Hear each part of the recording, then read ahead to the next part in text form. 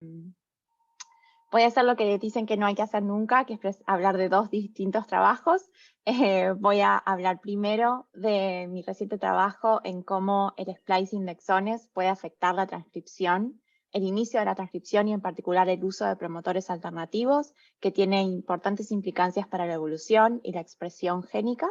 Y después esto me va a servir a modo de una buena introducción para presentarles mi trabajo en el cual nos estamos enfocando en el laboratorio, que es poder identificar exones híbridos. Y les voy a contar de qué se trata esto en un ratito. Bueno, entonces empezando con el primer proyecto, les quería contar que nosotros tenemos una visión de la estructura génica muy simple, o eso teníamos hasta hace poco, con algunos exones, que acá los voy a representar con estas cajitas, y algunos intrones, que los represento acá como líneas, y algunas, por supuesto, regiones no codificantes o UTRs. Sin embargo, sabemos que la mayoría de los genes humanos tienen primeros exones alternativos que están asociados a promotores alternativos. Además, la mayoría de los genes humanos tienen eventos de splicing alternativo internos, como es el caso de skip exons o exones cassette. Y también tienen, la mayoría, últimos exones alternativos. Ahora bien, dentro de todas estas alternativas que les presento, hay muchas más alternativas. Y entonces los primeros exones suelen tener lo que se llaman alternative TSS o transcription start sites alternativos, que ese es el nucleótido donde empieza la transcripción. Puede empezar aquí o aquí. La mayoría de los exones en general tienen splice sites alternativos, o sea que el nucleótido que va a servir como el splice site también puede ser alternativo. Y la mayoría de los últimos exones tienen sitios de polianilación alternativos, así que también los últimos exones terminarían aquí o aquí. Entonces, todas estas alternativas realmente aumentan muchísimo la capacidad codificante de nuestro genoma. Ahora bien, nosotros sabemos que la mayoría de los eventos de ARN de procesamiento ocurren de forma cotranscripcional, o sea que durante la transcripción. Y entonces sabemos que eso propone la posibilidad de conexiones temporales y funcionales entre la transcripción y el splicing, o cualquier tipo de procesamiento del ARN. Hay dos modelos que particularmente abordan cuáles son los mecanismos detrás de todo este fenómeno. Uno de ellos se llama el modelo de reclutamiento y propone que la RNA polimerasa recluta factores de splicing que después viajan con la polimerasa y pueden afectar eventos de splicing alternativo downstream o río abajo. El otro modelo se llama modelo cinético y propone que la velocidad de la polimerasa también funciona regulando el splicing alternativo. Si la polimerasa va muy rápido, eso en general promueve exclusión de exones. Si la polimerasa va más lento, da más tiempo para que se expongan al spliceosoma estos sitios de splicing que son más débiles en los exones alternativos y eso promueve la inclusión de los exones. Por supuesto que estos dos modelos no funcionan de modo excluyente, sino que funcionan en conjunto y muchas veces vamos a ver a ambos actuando al mismo tiempo. Pero también sabemos, y esto lo sabemos hace mucho, que el splicing puede feedback a la transcripción. O sea, eventos de splicing que ocurren downstream pueden tener un efecto en cómo es la expresión de ese gen. Y en principio en la transcripción propiamente dicha. Y esto lo conocemos desde los 70, 80, me quedé pensando que sí, un montón de años, por un fenómeno que se llama Intron-Mediated Enhancement of Gene Expression. Y lo que sabemos es que si nosotros introducimos un intrón en un gen que no tenía intrones, lo que vemos es un aumento de la expresión génica. Si bien sabemos esto hace muchísimas décadas, no realmente sabemos o conocemos cuáles son los mecanismos moleculares detrás de estos fenómenos. Entonces, cuando yo empecé mi postdoctorado, yo tenía la hipótesis de que el splicing de exones también podía modificar la expresión génica. Y en particular, yo quería estudiar si el aumento o de la inclusión de estos exones podía modificar la expresión de genes, pero al mismo tiempo tener algún efecto en cuáles son los promotores alternativos que se utilizan. Entonces, desarrollé este modelo en el cual estudié durante la evolución la creación de nuevos exones evolutivos que aparecen en distintas especies. Entonces, lo que hicimos es tomar un RNA-seq dataset que tenía 5 especies distintas, 9 tejidos de cada especie y en triplicados individuales. Este es el patrón de expresión de los exones evolutivos nuevos que aparecen en ratón. Es decir, que son exones que se incluyen en cualquiera de los 9 tejidos que nosotros secuenciamos en ratón, pero no en ninguna de las otras especies. Estos nuevos exones suelen estar localizados en regiones no codificantes y son alternativos y tissue specific, no sé cuál sería exacto la traducción.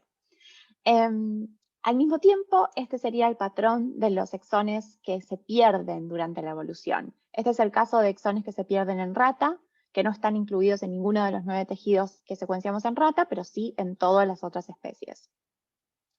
Y mi primera observación, entonces, fue que estos genes que ganan exones durante la evolución, específicamente estamos mirando genes que ganaron exones en ratón, lo que vemos es que tienen mayor expresión esos genes, pero solamente en los tejidos donde ese exón se incluye. Por el contrario, lo que vimos es que cuando los genes que pierden exones durante la evolución tienen una disminución en la expresión génica.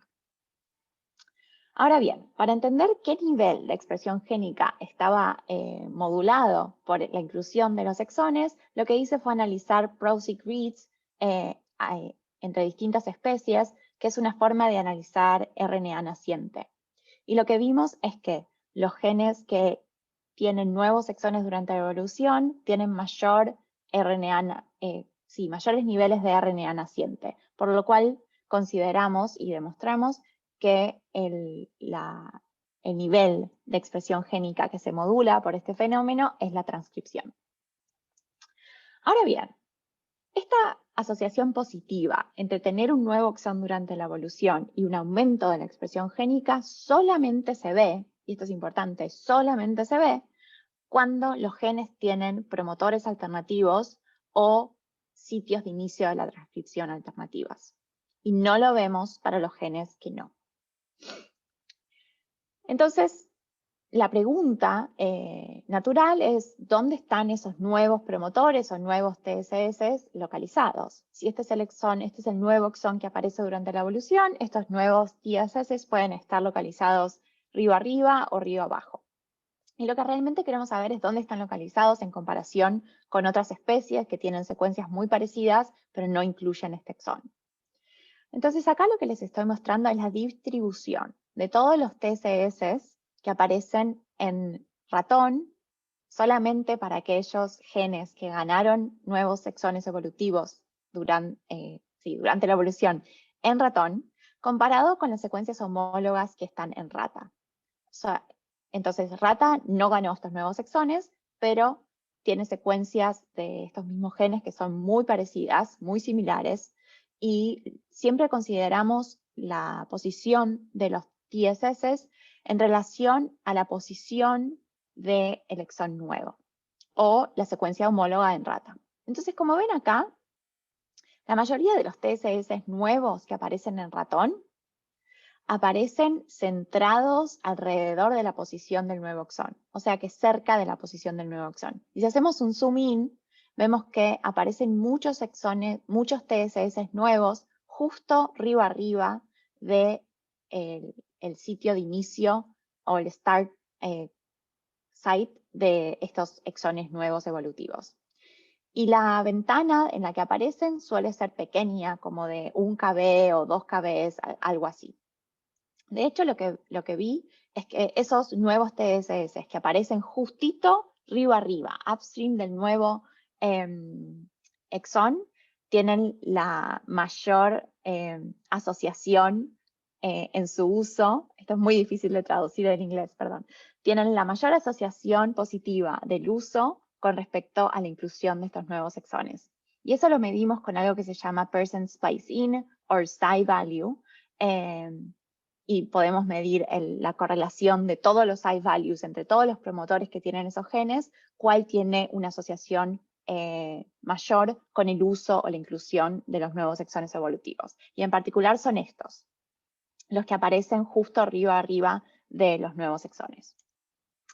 Entonces, para ir un poco a los experimentos que hicimos, no tengo tiempo para mostrarles todos, pero que seleccioné algunos para mostrarles específicos, en los cuales vamos a ver si esta asociación positiva que vemos entre la creación de un nuevo exón durante la evolución y el uso de nuevos promotores alternativos que aparecen río arriba, tienen una relación directa de causa y consecuencia.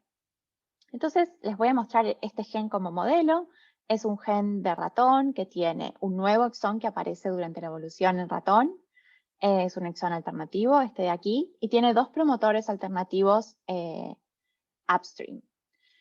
Por 5' race, que es una técnica para medir cuál es el promotor que se está utilizando y tiene nucleotide resolution, así que podemos hablar de TSS en estos casos, vemos que ambos promotores y sus primeros exones asociados se usan de forma similar.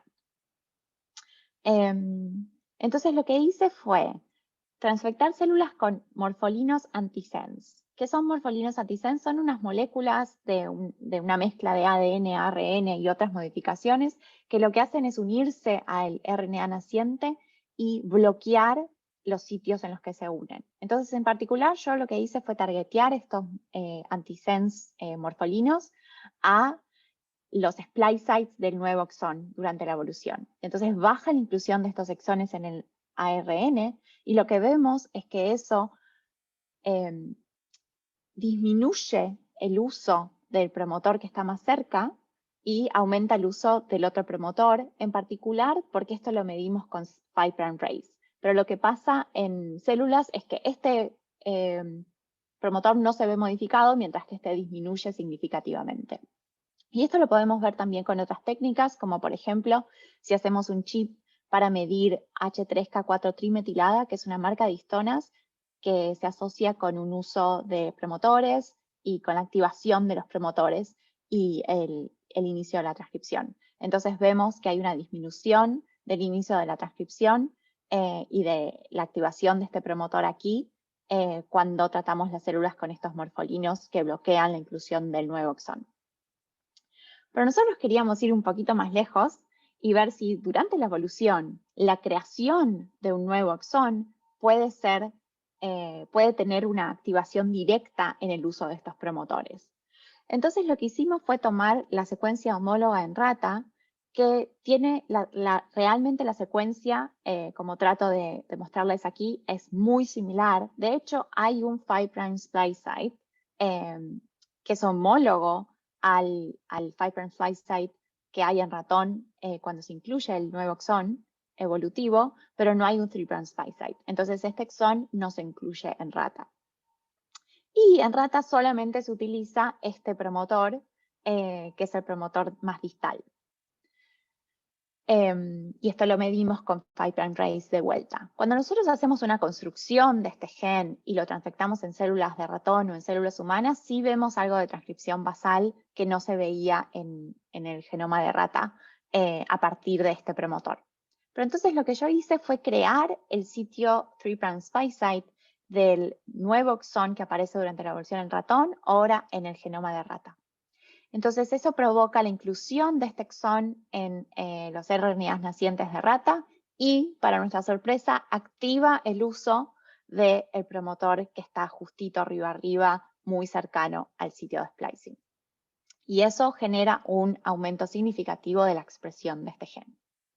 Entonces, lo que nosotros vemos es que sí, los nuevos exones que aparecen durante la evolución no aparecen solos, sino que activan o tienen la capacidad de activar promotores crípticos que están localizados justo arriba. Para tratar de entender un poco acerca del mecanismo que regula la expresión de este fenómeno durante la evolución, lo que hice fue analizar data de ENCODE en las que medí. Ellos lo que hacen es down regular, o sea, sí, down regular, lo voy a decir en inglés, perdonen. cientos de proteínas que se unen al RNA y ver cuál es el efecto con RNA-seq. Entonces, lo que se hizo fue bajar, downregular cada una de las cientos de proteínas de unión al RNA en las cuales están incluidas factores de splicing y ver si eso afecta la expresión génica. Yo lo que hice fue reanalizar toda esa data para ver si la expresión de proteínas que se unen al ARN en realidad tiene un efecto en el uso de promotores alternativos. Y para mi sorpresa, vi que sí. O sea, todas las proteínas que se unen al ARN, no que se unen al DNA, ¿no? Quiero establecer bien clara esa distinción. Todas las proteínas que se unen al ARN, y estamos hablando de muchos factores de splicing, componentes del spliceosoma, factores que regulan la estabilidad de mensajeros y todo eso, tienen un efecto en qué promotores se usan. Eso ya fue muy sorprendente para mí. Y entonces tomé los 10 factores de splicing que tienen los cambios mayores en cuanto a el uso de promotores alternativos y generé un Protein-Protein Interaction Network, o sea, un network de interacciones de proteína a proteína entre los factores de splicing y todos sus interactores. O sea, que esto muestra estos 10 factores de splicing con quién interactúan. Y lo que vi es que interactúan sobre todo con factores de transcripción, inclusive con factores claves de transcripción, estos core transcription factors y subunidades de la RNA polimerasa 2. Entonces, esto para mí me hizo pensar en el modelo de cómo la transcripción afecta el splicing, que llamamos el modelo de reclutamiento y del cual yo les hablé al principio, pero en este caso estamos viendo cómo el splicing de exones quizás puede afectar la transcripción y el uso de promotores alternativos, también con un modelo de reclutamiento en el cual proteínas que se unen al ARN pueden reclutar factores de transcripción. Entonces, con esto les voy a presentar el modelo con el cual estamos trabajando, y lo que vemos es que durante la evolución aparecen nuevos sitios de splicing. Esto suele darse por mutaciones puntuales o puede ser por deleción de algunas secuencias, pero lo que vemos es que esto, por supuesto, genera inclusión. Por supuesto, genera inclusión, me asusté, perdón, de nuevos exones evolutivos. Y entonces, esta inclusión de nuevos exones evolutivos lo que hace es reclutar componentes específicos del spliceosoma y en particular factores de splicing. Uno de estos factores, perdón, escucho un poco de ruido.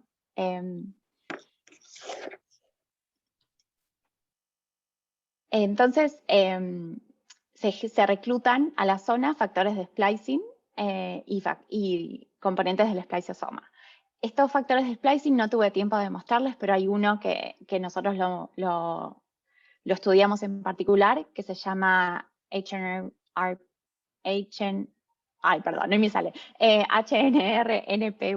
que es un factor de splicing que modula muchos de estos eventos. Nosotros vemos que se recluta al RNA naciente cuando hay un nuevo evento de splicing alternativo durante la evolución.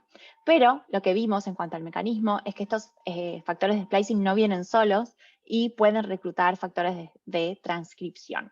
En particular, para HNRPU, lo que vimos es que recluta un factor de transcripción del core transcription factor que se llama TF2F. Y ahora lo que tenemos entonces es una gran concentración de factores de transcripción en una zona cercana al ADN, porque esto está ocurriendo en el RNA naciente, que puede ser suficiente para activar la creación de un promotor o el inicio de la transcripción en un promotor que antes no estaba activo o era un promotor crítico. Entonces, una vez activado de esta manera, el nuevo promotor también es un nuevo promotor durante la evolución, genera nuevas isoformas en el gen y aumenta la expresión génica. Ahora, la pregunta más interesante para mí en toda esta historia es, si hay algo especial de estos nuevos exones que aparecen durante la evolución o no. Y la respuesta es no. No hay nada especial en estos exones que aparecen durante la evolución y podemos ver qué pasa en todas estas especies con los exones ahora no que aparecieron relativamente hace poco o recientemente durante la evolución, sino con aquellos que están conservados en estas nuevas especies. Entonces lo que vemos es que no se necesita, para que ocurra este fenómeno, no se necesita que estos exones sean nuevos, evolutivamente nuevos. Lo que vemos es que cuando hay un exón, que es un skip exon o un exón cassette, que es alternativo o tissue specific, y es muy incluido en los RNA maduros, o sea, tiene una predominancia en cuanto a su inclusión en el RNA, lo que vemos es que eso aumenta las chances de que ocurra este fenómeno. Lo otro que es muy importante es que esté localizado downstream, río abajo, de una secuencia que pueda ser utilizada como promotor, muy débil. Y el tercer componente muy importante es la proximidad entre el exón, que es un exón que se incluye mucho, y el promotor débil entre sí. La distancia que vemos es entre 100 nucleótidos y 5.000 nucleótidos o 5 kb como la distancia óptima para este fenómeno. Además, lo que vemos entonces es que cuando se incluye un exón mucho, y ahora no estamos hablando durante la evolución, sino que estamos hablando en cualquiera de nuestras especies, y en particular en humanos, lo que vemos es que cuando se incluye mucho un exón alternativo y hay un promotor débil localizado alrededor de 5 kb downstream, upstream, el promotor del exón, eso aumenta la activación del promotor y genera un aumento muy significativo en la expresión de ese gen. Ahora bien, no solo el nivel es en cuanto al inicio de la transcripción, sino que además estos nuevos promotores que se activan, ahora no estamos hablando de la evolución, pero sino en humanos, estos promotores que se activan tienen mayor eficiencia de traducción.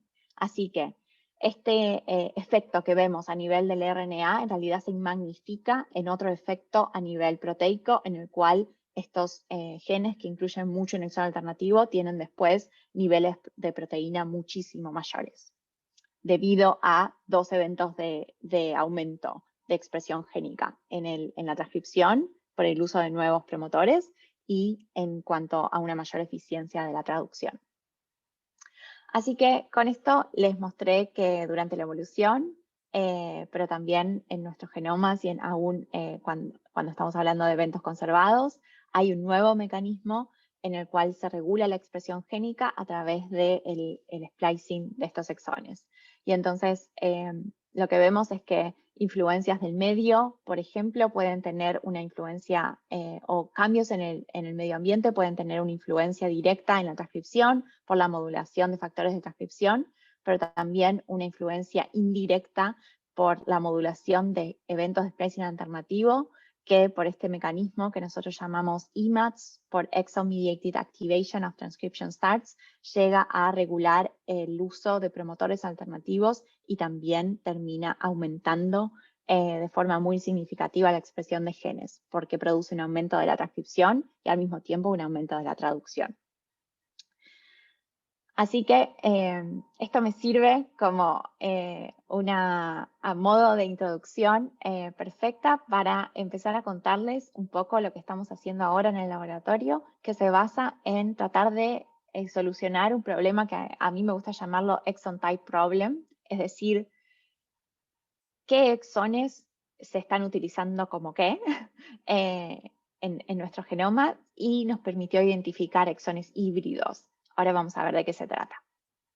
Entonces estuvimos hablando de EMATS, vimos que tener un exón alternativo aumenta la transcripción de un promotor que está cercano. Ahora, y estas son las tres reglas que provocan el mayor efecto en EMATS. Ahora, Durante los últimos años estuve mirando muchísimas secuencias que aparecen acá. Y noté algo interesante, y es que estas secuencias promotoras, que a veces llamamos promotores crípticos, y estos TSS o Transcription Start Site, que es el nucleótido en el cual empieza la transcripción en el primer exón, no aparecen random en cualquier lado de los genes, sino que suelen aparecer muy cerca de exones internos, que están anotados como exones internos. Entonces, lo que suele pasar es que esto es un exón interno que está anotado en las versiones del genoma humano que todos utilizamos. Como exón interno, la transcripción suele empezar de acá. Este es un 3' splice site, este es un 5' splice site, y el gen sigue downstream. Y tenemos nuevos TSS que aparecen muy cerquita de estos exones que consideramos internos. Pero si aparece un nuevo TSS aquí, eso quiere decir que hay un promotor aquí y que esto también puede utilizarse como primer exón o first exon, ¿cierto? Porque ahora el TSS está aquí, entonces el primer exón va a ser este, necesariamente por definición, ¿cierto? Bueno, muy bien. Entonces, yo me empecé a estudiar qué pasa con estos exones, que no son exones internos, son exones raros, porque pueden actuar como exones internos cuando la transcripción empieza aquí, pero también pueden actuar como primeros exones cuando la transcripción empieza aquí. ¿Y cuál es la relación entre el uso de estos exones como internos o como primeros exones? Entonces llamé a estos exones exones híbridos, justamente porque son exones híbridos, pueden ser internos o primeros exones. Y desarrollé en colaboración con el laboratorio de Chris Birch en MIT y el laboratorio de AtmaPy en UMass Medical School, una nueva pipeline computacional para identificar, clasificar y cuantificar el uso de estos exones híbridos en los genomas. Entonces a mí me gusta llamar esto Exon Type Problem, porque lo miro de una forma en la que ustedes me dan data de RNA-seq y yo la voy a analizar y les voy a decir todos los exones cómo están actuando. Si están actuando como exones terminales, primeros o últimos, o como exones internos, o como exones híbridos. Y la hipótesis en la cual se basa este nuevo algoritmo computacional es muy simple. Entonces, ustedes conocen lo que son las reads en un RNA-seq. Ahora, las junction reads son las reads que van de un exón al otro, ¿sí? Porque en el RNA maduro no vamos a tener intrones por splicing, entonces hay muchas reads que van a ir de un exón directamente al otro. Y esas son las únicas reads que son realmente informativas para saber el orden de los exones, cómo están funcionando los exones, sí, como terminales o internos, y en particular para ver cualquier tipo de evento de splicing alternativo. Entonces, lo que hace esta pipeline es basarse en esta hipótesis de que los primeros exones solamente deberían tener junction reads yendo downstream, porque si son los primeros exones no hay ningún exón upstream. Los últimos exones deberían solamente tener junction reads que vienen de río arriba, upstream, y no deberían tener ninguna yendo downstream, porque justamente no hay exones downstream. Los exones internos deberían tener entonces la misma cantidad, o más o menos la misma cantidad de junction reads en los dos lados, porque son internos. Ahora, los exones híbridos lo que van a tener es un desbalance en el número de las junction reads a un lado y el otro. Los exones que funcionan, como vimos en el ejemplo anterior, como híbridos entre primeros exones y exones internos, lo que deberían tener es más junction reads yendo downstream que upstream. Pero también vemos muchos de estos que llamamos exones híbridos entre internos y últimos exones que tienen un desbalance entre el número de junction reads upstream y downstream y una mayor cantidad de junction reads que vienen de upstream, ¿sí? Bueno, espero que eso se entienda, si no me hacen cualquier pregunta. Pero entonces el algoritmo se basa en eso, en cuantificar la cantidad de junction reads que tiene cada exón a los costados, a ambos lados. Y como les conté que la mayoría de los exones humanos tienen TSS alternativos, tienen splice sites alternativos y tienen poly-A sitios de poliadenylación alternativas, en realidad lo que tenemos que crear son metaexones en los cuales juntamos, hacemos un merge de todos los exones que overlapean. Y generamos esto, lo que se llama un metaexón. Entonces, este algoritmo primero genera todos metaexones,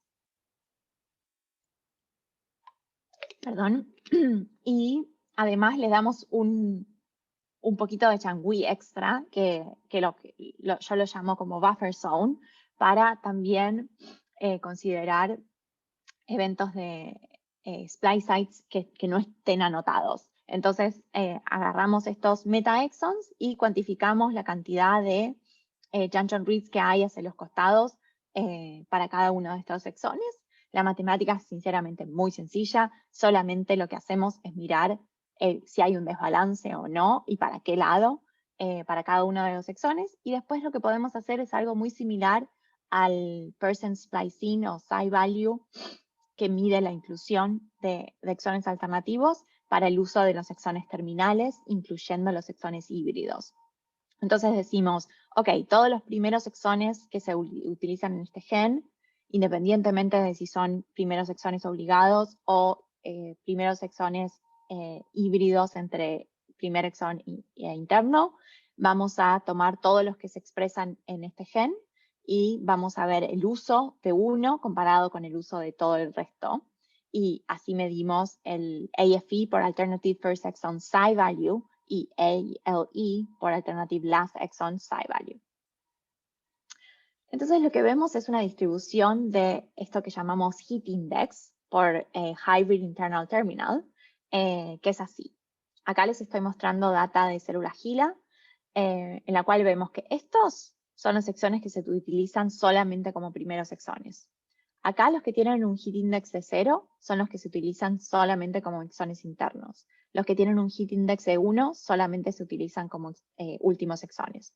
Y ahora todo lo que está en el medio podría ser considerado híbrido. Ahora, para ganar más confianza en nuestros exones híbridos y cómo identificarlos, hicimos un método alternativo en el cual medimos la probabilidad con estadística bayesiana de que cada uno de estos exones sea realmente un exón híbrido. Y además de todo esto, podemos hacer simulaciones en las cuales nosotros simulamos un genoma. Nosotros definimos un genoma. Decimos, ok, vamos a tener en un genoma inventado miles de genes y los genes son así. Acá hay un primer exón, acá hay un exón híbrido. Nosotros diseñamos todo el genoma y después corremos este Heat Index para ver qué tan bien el Heat Index sumado a este approach alternativo clasifica o identifica nuestros exones híbridos. Entonces esto es lo que ven en nuestras simulaciones, en nuestro genoma inventado, y con esto podemos obtener un false negative y false positive rate. O sea que sabemos la eficacia y la especificidad de nuestro nuevo pipeline computacional. Y nos manejamos con niveles que consideramos óptimos, que son tener menos de un 10% de falsos positivos a falsos negativos. Y además lo que pude hacer fue realmente ganar más confianza en nuestras identificaciones usando técnicas de referencia. Entonces, para el uso de primeros exones, RNA-seq realmente no tiene Nucleotide Resolution, no me sale la traducción, perdonen. Y entonces por eso utilicé Cage Data. Cage es una técnica que mide el nucleótido que se utiliza como TSS. Entonces lo que vemos es que tenemos una especificidad del TSS al 100% para todos los exones que nosotros clasificamos con el Heat Index como primeros exones. No importa que sean primeros exones obligados o híbridos. Y lo mismo hice con 3'-seq, en lo cual vemos con Nucleotide Resolution cuál es el sitio de poliadenylación alternativa. Y también obtuvimos una especificidad del 100% para todos los exones que llamamos exones últimos o híbridos entre internos y últimos. Bueno, muy bien. Entonces lo que vemos es que podemos identificar con esta técnica miles de exones híbridos. Acá estamos comparando los que nosotros llamamos exones en cada una de las 5 clasificaciones con cómo estaban anotados en nuestra Current Genome Annotation. Y lo que vemos es que todos los exones terminales o internos, la mayoría está clasificado en la misma categoría. Sin embargo, estos miles de exones que nosotros clasificamos como híbridos, la gran mayoría están clasificados como exones internos, mal clasificados como exones internos. Mirándolo al revés, hay unos poquitos exones que sí están clasificados como híbridos, aunque no son llamados híbridos, en Current Genome Annotations. Pero lo que nosotros vemos es que cuando los testeamos a ver cómo actúan esos exones híbridos en todas las datasets y distintos tejidos, en realidad no son exones híbridos, están funcionando como exones totalmente internos. Entonces, bueno, esto habla de que hay una misclassification en nuestro Current Genome Annotation y que mucho de esto se debe a la aparición de exones híbridos que no están considerados y no están bien identificados. Y entonces con este approach lo que hicimos fue medir a través de, utilizando GTEx Data, vimos a través de todos los tejidos humanos cómo se expresan estos exones híbridos y lo que vimos es que pudimos identificar 12.000 exones híbridos entre primeros exones y exones internos y hasta más de 8.000 exones híbridos entre internos y últimos exones. Y lo que vimos es que genes que tienen un tipo de exones híbridos suelen están enriquecidos en el otro tipo de exones híbridos. Y muy divertido, de forma graciosa para mí, los componentes del spliceosoma y los factores de splicing están enriquecidos en tener exones híbridos. Ahora bien, estos son exones que funcionan como híbridos dentro de un mismo tejido. Pero, en realidad, podemos considerar muchos más, porque hay un montón de exones que en un tejido funcionan como exones terminales y en otro tejido funcionan como exones internos. Entonces, nosotros hicimos la distinción entre intratissue hybrid exons e intertissue, entre tejidos hybrid exons, y con este approach vimos más de 100.000 exones híbridos en genes humanos. Que esto corresponde al 10% de los exones. Así que sí, el 10% de los exones son exones híbridos y esta es la primera vez que los estamos identificando y es el primer algoritmo computacional que puede clasificarlos y cuantificar el uso. Lo que vimos es que estos exones híbridos suelen aparecer en genes largos con más de 10 exones internos y estos como lo esperarían, los híbridos internos, los híbridos entre primeros exones e internos suelen estar localizados en el 5' de los genes, mientras que los híbridos internos últimos exones están localizados más hacia el 3' de los genes. Y lo que vemos es que todos estos exones híbridos lo que tienen son secuencias muy largas a los costados, o sea que los intrones suelen ser más largos que cuando miramos los intrones flanqueantes a un exón interno. Los híbridos entre primer exón y exón interno suelen tener secuencias ricas en Cs y Gs justo upstream, que podrían considerarse como CPG islands, y los exones híbridos entre internos y últimos exones tienen secuencias ricas en Ts y As y tienen mayores concentración de sitios de polialineación. Lo más interesante es que estos exones híbridos son flexibles. Acá lo que ven es la fracción de los exones que nosotros clasificamos en cerebro, cómo se clasifican en todos los otros distintos tejidos. Entonces podemos ver que los exones terminales o internos suelen mantener en gran parte la misma clasificación a través de distintos tejidos, mientras que los exones híbridos suelen cambiar de categoría, son más flexibles. Ahora bien, ¿a dónde van? ¿A qué categoría van? Bueno, esto es como esperábamos, los exones híbridos, primeros exones internos, suelen ser primeros exones obligados o exones internos en otros tejidos, mientras que los híbridos entre internos y últimos exones suelen ser o exones internos o últimos exones obligados en otros tejidos. Y una de las cosas más interesantes, y con esto vamos terminando, es que estos exones híbridos son muy utilizados en los genes que los tienen.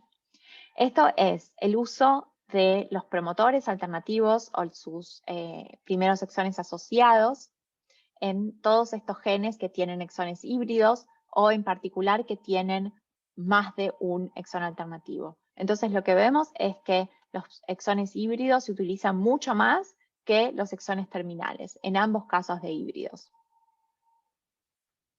Así que los exones híbridos dan lugar a las isoformas predominantes de estos genes. Y recuerden que son el 10% de todos los exones humanos. Así que a esta muy complicada arquitectura génica que les presenté en un principio, tenemos que sumar más complicaciones y más categorías. En principio, tenemos que sumar una categoría que llamamos exones híbridos entre primeros y exones internos, y otra nueva categoría que llamamos exones híbridos entre internos y últimos exones, y esto realmente expande la capacidad génica de nuestro genoma. Bueno, y con eso quiero agradecer muchísimo a todos los organizadores por tenerme acá. Realmente estoy muy contenta de poder presentarles mi trabajo y escuchar sus preguntas. Quiero agradecerles al laboratorio de Chris Birch y en particular a su postdoc, Michael McGurk, que me ayudaron en este proyecto, y a mi colaboradora Adma Pai de UMass Medical School y su estudiante de doctorado, Ezequiel Calvo, que también participaron en el proyecto y hicieron algunas cosas que no tuve tiempo de mostrarles hoy. Y en particular a todo mi laboratorio, bueno, Maritere muy especialmente, y también a Jan, que es un grad student que estuvo trabajando y me estuvo ayudando en la identificación de estos exones híbridos. Bueno, así que con esto les agradezco muchísimo que estén acá y estoy contenta de contestar cualquier pregunta que tengan. Gracias, Ana, muy interesante y muy, muy, ¿cómo decirlo? Lleva a pensar a muchas cosas muy complejas todo esto. Creo que Sí. tenemos varias preguntas. Mario tiene Bueno, una y no sé quién más, pero ya veremos ahorita. ¿quieren que deje de compartir pantalla? Como quieras, sí, Aaron, es igual. Entonces, Luis Covarrubias, tenemos varias preguntas. De hecho, tengo dos preguntas muy simples. O sea, bueno, primero, qué interesante está, muy bonito trabajo. Gracias. El promotor, el segundo promotor, el que se empieza a funcionar a partir de que se empieza a utilizar, este promotor críptico, depende Sí. que inicie su expresión, por lo tanto, de que primero se transcribe haya transcripción a partir del primer promotor, porque de esta manera es como se transcribe este exón y entonces recluta al splicing y a su vez recluta la maquinaria de transcripción. Entonces la pregunta ahí en ese sentido es si esto recluta todo lo que conocemos como el Prenization Complex, o no es necesario que se reclute a todo el Prenization Complex para que ahora de una manera diferente se reclute a algunos componentes de la maquinaria y se recluta la maquinaria se inicie. Exacto. Esto es un aspecto clave. Nosotros necesitamos que haya un promotor upstream para que se incluya el exón y eso active un nuevo promotor que está localizado más cerca. Pero sí, exacto, como dijiste, Mario, necesitamos que exista un promotor upstream. Y eso viene de las primeras observaciones que yo les contaba, en la cual solamente vemos esto cuando hay promotores alternativos. O sea que sí, eso es exactamente como lo dijiste. Ahora bien, Okay. si se Adelante, Noel. recluta, perdón, si se recluta todo la maquinaria de inicio de la transcripción, no podemos saberlo. Lo que nosotros vemos es que, lo que yo te puedo decir que demostré, es que se reclutan algunos factores de transcripción clave. Ahora, si había pre-assembly de otros factores, o esto es lo que desencadena todo, eso todavía no lo sabemos. Y bueno, la segunda pregunta muy rápida es, ¿tienen estos promotores crípticos alguna firma, alguna característica específica? Ya ves que hay promotores que son Tata Box, otros que son DPE, etcétera, etcétera. Salió un artículo muy bueno de Yuka Donaga recientemente con nuevos elementos de promotores en humanos. Entonces, si vieron algo que es compartido por estos promotores crípticos. Esa es una buena pregunta. Estamos analizando eso. No directamente. A ver, lo que sabemos es que con estos promotores crípticos durante la evolución, lo que sabemos es que están asociados a secuencias que son bastante conservadas. O sea que yo no veo un cambio en estas secuencias promotoras significativo. Entonces, si son Tata Box o no en particular, no está conservado a través de los distintos promotores crípticos que vemos. Entonces, eso le da aún más fuerza a nuestro modelo de que lo que importa es el splicing de los exones que están localizados justo arriba abajo, porque la secuencia ya estaba, la secuencia es conservada.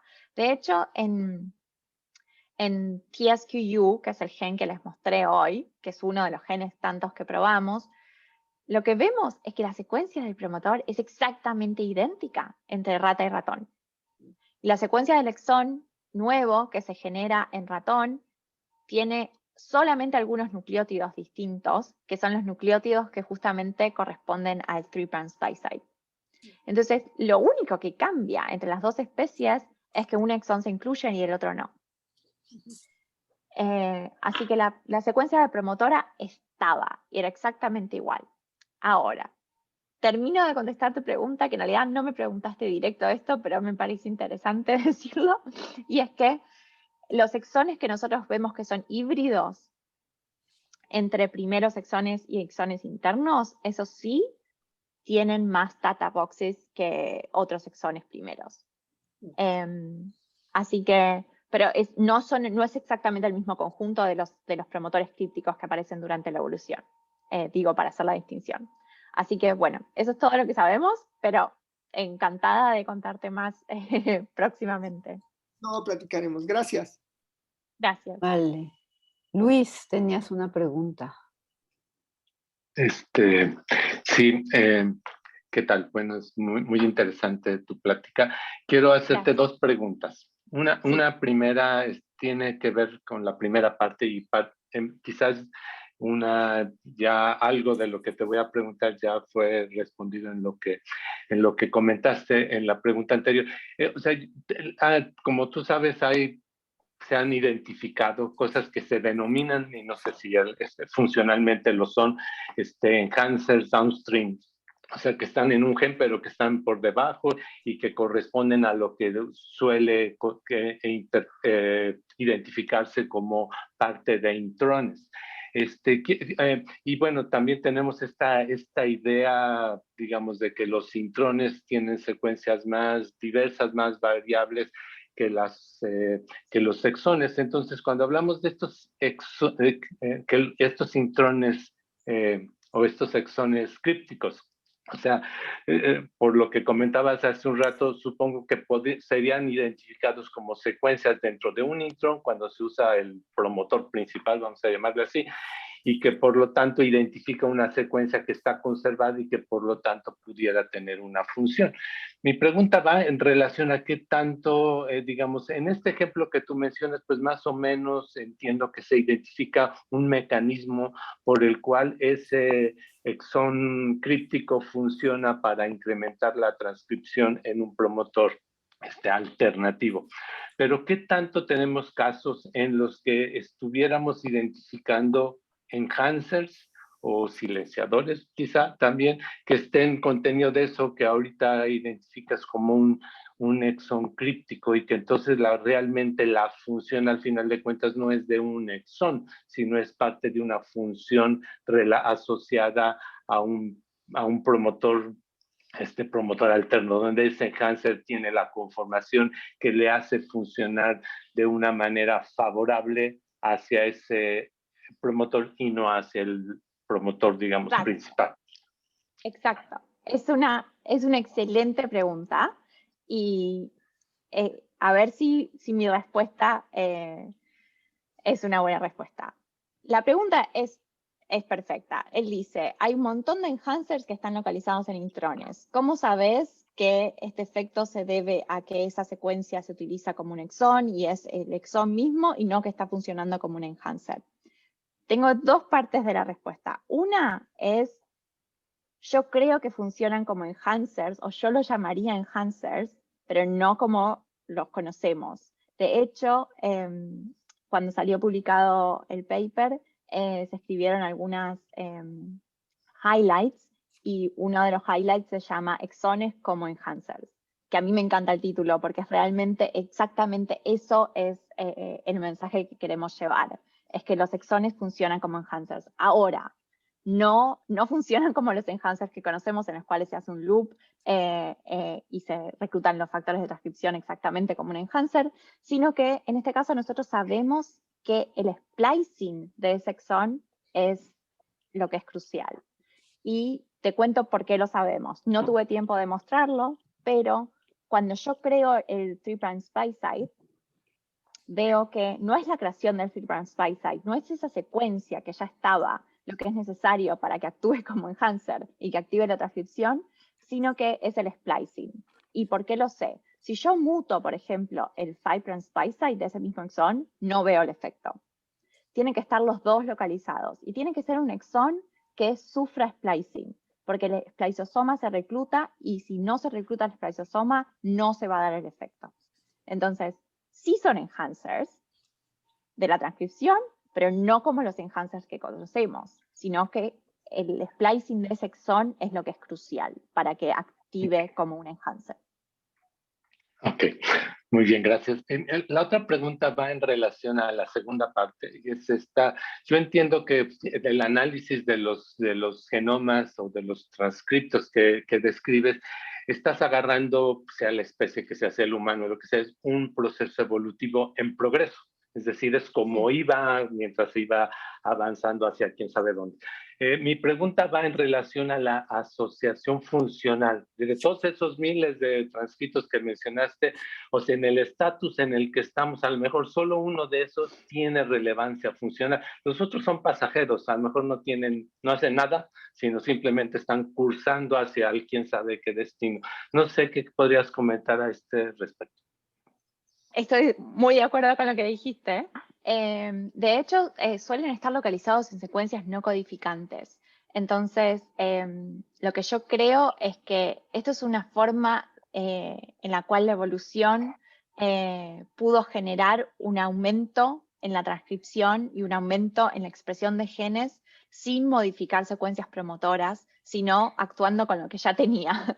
Y entonces con mutaciones puntuales se puede aumentar muchísimo la expresión de un gen que en realidad no se podría generar con otro tipo de mutaciones puntuales. Entonces es un mecanismo como muy efectivo para cambiar la expresión de genes, pero no necesariamente van a tener una función diferente las isoformas que incluyan o no incluyan estos eventos. Sería difícil entonces identificar dentro de esos cuáles son los realmente relevantes. O sea, digamos, si tengo 100 versiones, ¿cuál de esos 100 es el que realmente el humano en este momento, digamos, necesita? Y a lo mejor otros, pues no. Está difícil, ¿verdad? Es difícil, sí. Vemos muchos genes neuronales. Entonces, como que una forma fácil de pensarlo es que los genes neuronales que tienen que sobreexpresarse en humanos evolutivamente se generaron el aumento en la expresión por este mecanismo. Pero no te puedo decir que es así en general. Ok, gracias. Tenemos también algunas preguntas en el chat, entonces yo creo que lo que voy a permitirme hacer es alternar un poco también. Entonces, quizás la leo, Ana, para que todo el mundo sepa cuál es la pregunta. Sí, cómo no. Entonces, Héctor Riveros Rosas dice, la incorporación de nuevos exones ocurre igual en todos los genes, familias de proteínas, o hay algunos genes que se mantienen más estables y otros que tienen más probabilidad de ganar exones. Sí, bueno, vemos muchos genes neuronales que ganan exones durante la evolución, pero no tan sencillo.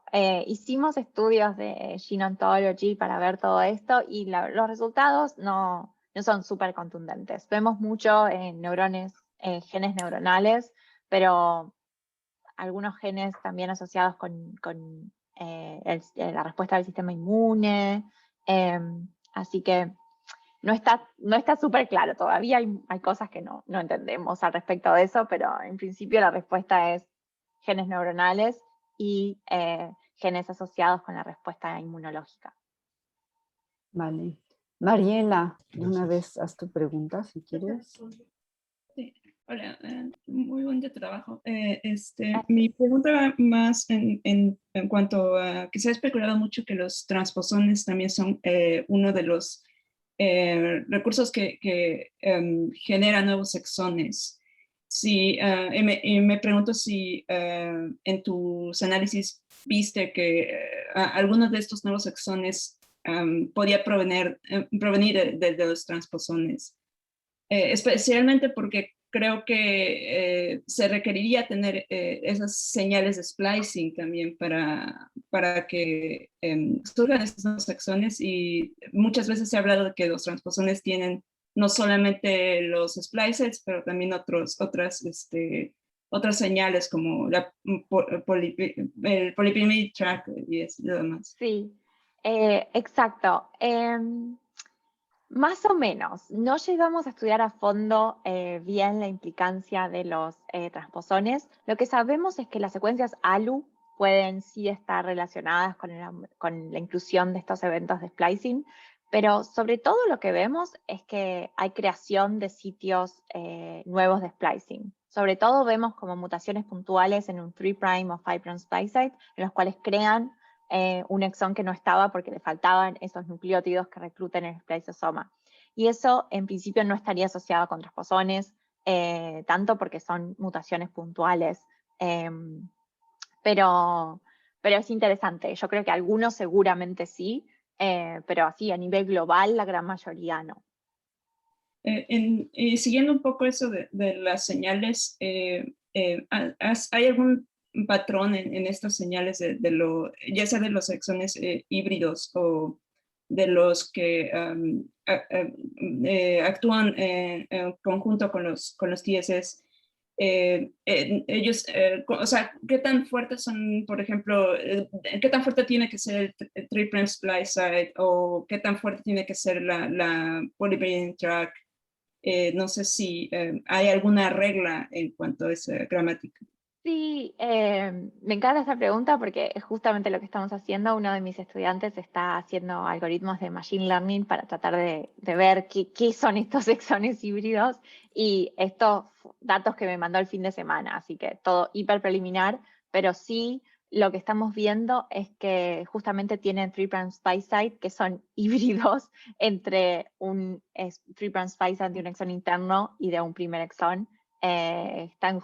Todos los valores están justamente en el medio, así que lo que está apareciendo es que, bueno, son exones que tiran para los dos lados, como que están ahí en el medio, son de los dos, con todas cosas intermedias.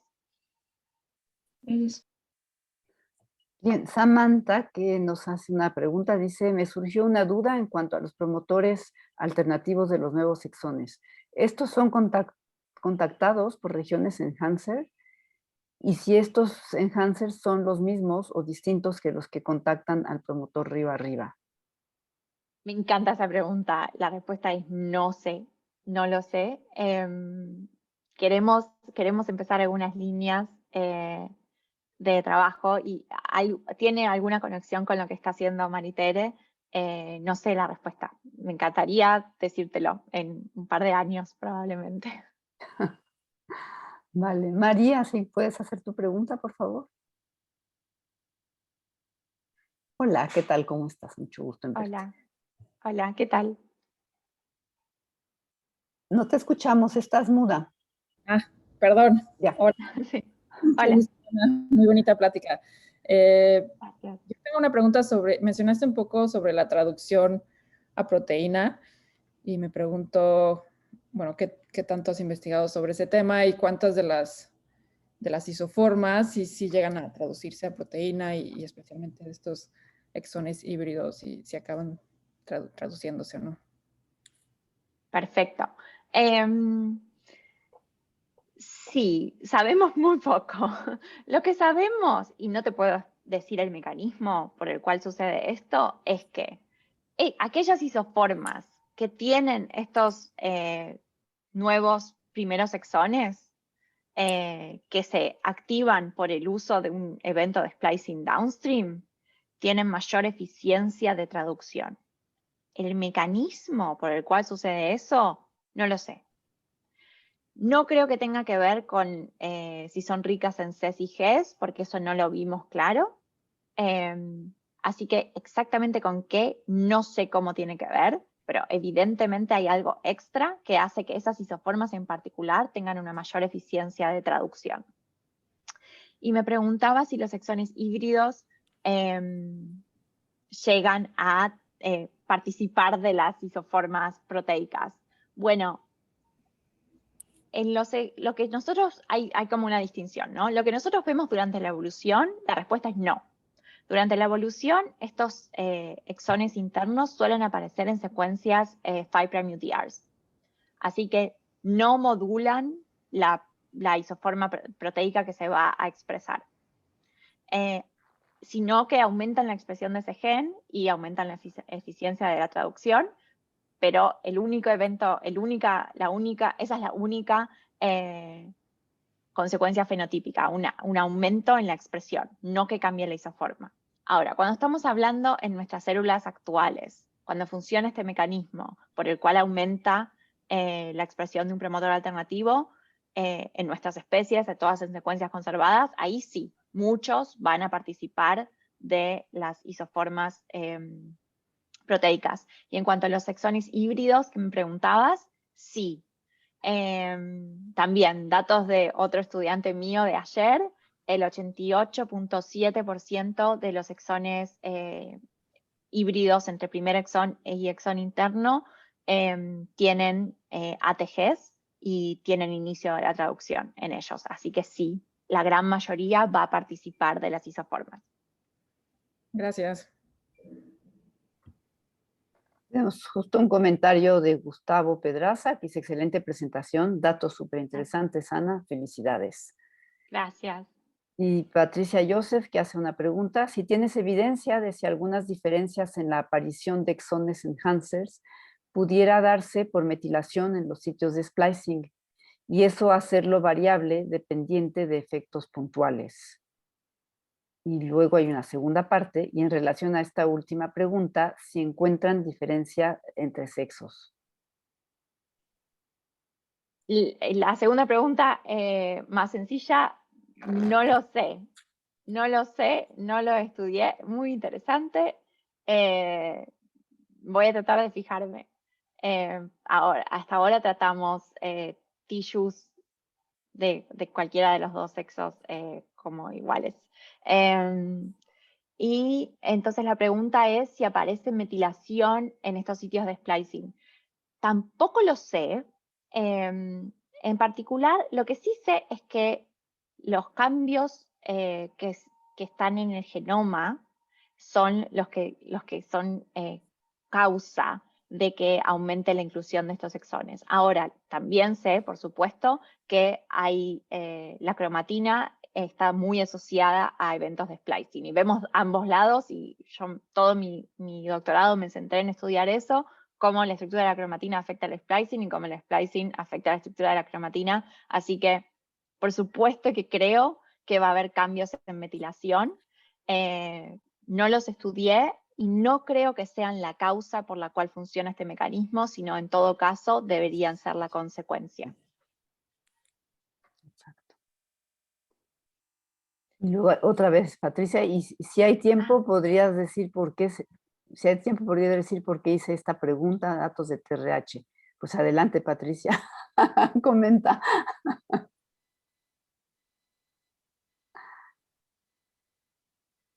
Pero no sé cómo, no sé cómo. Debe tener apagado el micrófono. Sí, Patricia, si prendes tu micrófono va a estar bien, te vamos a escuchar. Yo ni siquiera la veo en mi... Aquí está. Patricia,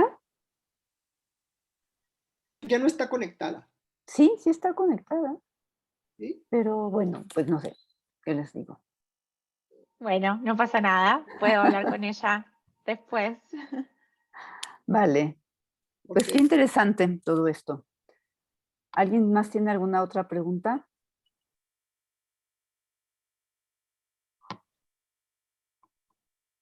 Dice que no sirve su micrófono, que perdón. Ok, bueno, pues entonces ya te hará la pregunta de otra manera. Sí, por supuesto, encantada. Vale, pues yo creo que con esto te quisiéramos agradecer infinitamente esta presentación. Estuvo muy, muy provocativa y muy interesante, aún para los que somos totalmente ajenos al tema. Entonces, pues muchísimas gracias. Bueno, muchísimas gracias por invitarme, un placer y espero verlos en persona en algún momento. Nos encantaría, o nos encantará más bien dicho. Muchas gracias, Ana. Excelente. Gracias, Muchas gracias, muchísimas gracias. gracias. Muchas gracias a todos por acompañarnos y bueno, pues hasta la próxima semana. Hasta luego. Hasta luego.